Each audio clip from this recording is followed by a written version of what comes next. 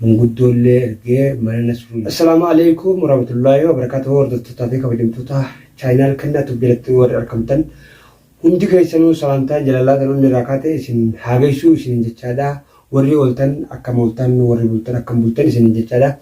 Egaa kun arras deebiitiin jira kennan maaliin dhufee warri ettaniisi. Arraan tana ani akkuma beekamu akkuma aadaa dur Oromoon qabdu warreetan koomentii jalaalillee yaada adda addaa na barreessu jirtanis yaada keessan harkaatiin jiraa galatoomaadha. Warreetan na arrabsitanis galatoomaadha asumaanii warri na arrabsu jirtanis warreetan nasiyaa anaaf yaaddanii eegaa hillolinii kenna tasgabbaa'ii gola aartiin mana isaan jiru bakka namni fayyaan qabne jira hanqa inni mana deebuutti naan jechuu turtanis asumaan galatoomaan isin jechuu barbaada. Warreetan viidiyoo tiyyatanillee daawwachaa jirtan hordofaa jirtanis asumaan galatoomaan isin jechuu fedha. Egaa viidiyoo tana warreetan laayikii tuquudhaan gola aartii biraanillee naaf gahuudhaaf yaalii gootanii sheerillee gootanii laayik sheer gurgurtanillee galatoomaadha. Egaa akkuma beekamu akkuma aadaa silaa Oromoon qabdutti anis kun warraan tana gola aartii Oromoo galee jira. Jawaadeedhaa fi Bahar Biraayis Jawaadees Rabbiin haa fayyisuu fayyaa isaa jahan Rabbi haa deebisuu fi akkasitti arraan tanaanis manguddoo ni beektan gaati godinyaa odaa maddaa chaayinaal yuutub odaa maddaa nama jaamuutti ergeesin ture.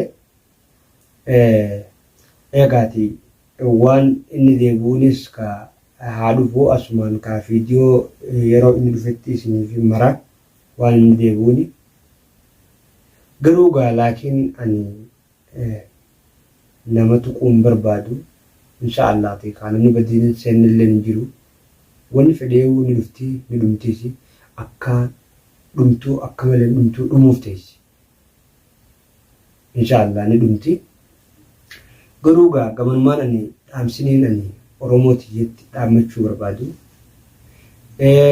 Namni balleesse tokko hayni isaa ilaalamuu hiika balleessan abbaa badiiti.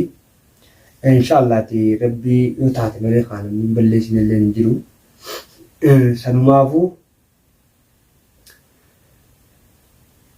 arraan tana manguddoo akka silaa aadaa Oromoon qabdutti ergeetiin jira. Garuu ani Oromoon warreetan as jalatti hordoftoonni kiyya as jalatti koomentiidhaan kennaa tasgabbaa'ii hin jejjerinii naan jettanis isin galatoomfachuun fedha. Galatoomaadha. Hin jarjaru. Inshaallah ni dhumti wanni dhufe Rabbiin haa fixu. Gamanumaan anillee du'aa inaaf godhaadha.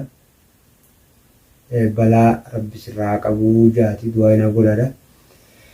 Egaa wanni kun yoo haala kanaan katti fuftu taate wallaahi booddee isii walumaan argina hedduu takka waan hamaa uumuuf deemti yoo haala kanaan katti fuftu taate. Inshaallah arraan tana manguddoon inni argeessan waan inni dhufuunis walumaan eeyna. Egaa golgaatti kannaan akkana ji'ee yoo ari'ees yoo gartee akka silaa aadaa Oromoon qabdutti isii mana deebisees san qabdi. Tammoo warreettan as jira maaliif mana gurgurtaa naan jettaniisi. Inshaallah manni gurgurame maallaqni ni jira laakiin ni jira. Mana arraas boruusi manni hangaan itti jaare caalaadha kan itti gurguradde bitachuullee ni danda'a ammas waan kana guutuu haaraaniin godhe. Laakiin ammoo niin bita mana. Ammas niin bita. Namaaf jee osoo hin ta'in matuma kiyyaafu mana niin bita. Sodaa namaatiifis illee osoo hin taane. Sunsan qabdi Oromoo tiyya asumaan dhaamsa kiyya kana laa'ik godhaadha. Warreettan viidiyoo tiitanii taladoo maxxansallee laa'ikii gootanii akka viidiyoo san nama hundi bira geessuudhaaf gootanis galatooma. Laa'ik godhaadha. Akka viidiyoon tun nama hundi bira geessuudhaaf godhaadha. Asumaanuu dhaamsiniin golaa aartii Oromootiif qabu. Ani hedduu takka aarutti hin jira. Egaa guyyaa meeqaa bilbilitti hin jira, bilbilli isaa cufaadha. Sanitti hin aare maaliif akka silaa aadaa Oromoo qabdutti Oromoon jaartiin namaa namni bira sokkite fuudheeti karaa manaa deebisee rakkina jiru sun baree ani dhugaa taate obboleessa isaati. Obboleessa isaati. Akkasuma innis obboleessa kiyya. Waan silaa badii tiyyaa san akkana badii akkanaatti jirtaa yoo naan jedhan nama fudhatuuf.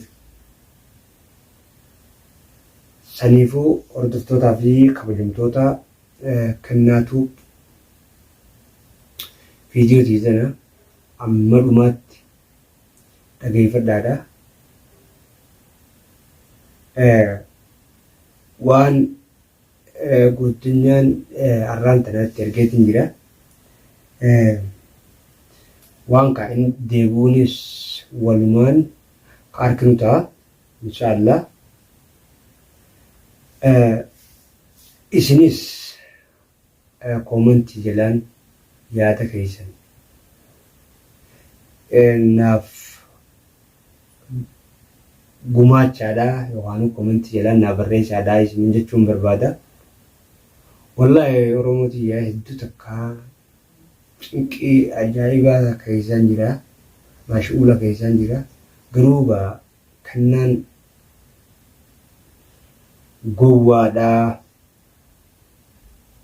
Kannaan maaliif waan akkanaa godhaa, maaliif uumuu badii dalagaa, haala mana isaa maaliif akkas godhaa warri naan jettanillee warra anaaf yaaddanii